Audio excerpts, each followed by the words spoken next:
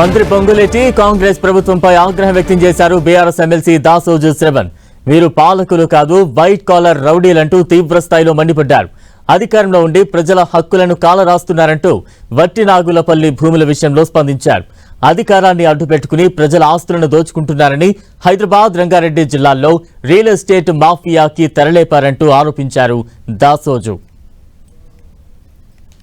హక్కులను ఇవాళ కాలరాస్తూ ఒక దాష్టికానికి పాల్పడుతూ ఇవాళ హైదరాబాద్ను, రంగారెడ్డి జిల్లాను ఒక రియల్ ఎస్టేట్ మాఫియాకు ప్రయోగశాలగా పొంగులేటి శ్రీనివాసరెడ్డి గారు మార్చినటువంటి ఒక వైనం.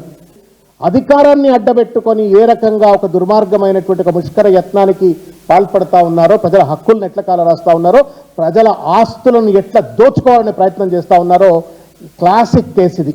వస్తావా పొంగులేటి? కళ్ళలో కళ్ళు పెట్టి, తల్లి కళ్ళలో కళ్ళు పెట్టి చూస్తావా? నువ్వురా, నీకు దమ్ముంటేరా. ఆ తల్లి ఇంటికి పోయి ఏమడిగినావు నువ్వు? ఆమె ఏం చెప్పింది? వాళ్ళ లెజిటమేట్ భూమిని గద్దలు లెక్క, రాబందులు లెక్క దోచుక తినక చిల్లర ప్రయత్నం చేయటం ఏందా? చచ్చినాడు ఎంబడేసుకుపోయే పైసలు అవి మీకంటే రాబందులు నయం కదా. ఇంత చిల్లర కాళ్ళ మీరు? దీనికోసమేనా మీకు అధికారం కట్టబెట్టింది? ప్రజాపాలన, పారదర్శక పాలన అని చెప్పని రౌడీ పాలన ఇది. వైట్ కాలర్డ్ క్రిమినల్స్ అని అంటారు, డిగ్నిఫైడ్ రౌడీలు అంటారు. మీకు తెలుసా అన్న?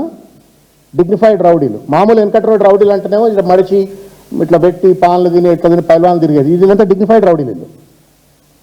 మంచి సూట్లు, బూట్లు వేసి బెంజికారులను తిరుక్కుంటా ఓనర్లను బెదిరించి భూములు గుంజుకున్నట్టు డిగ్నిఫైడ్ రౌడీలు అంటారు.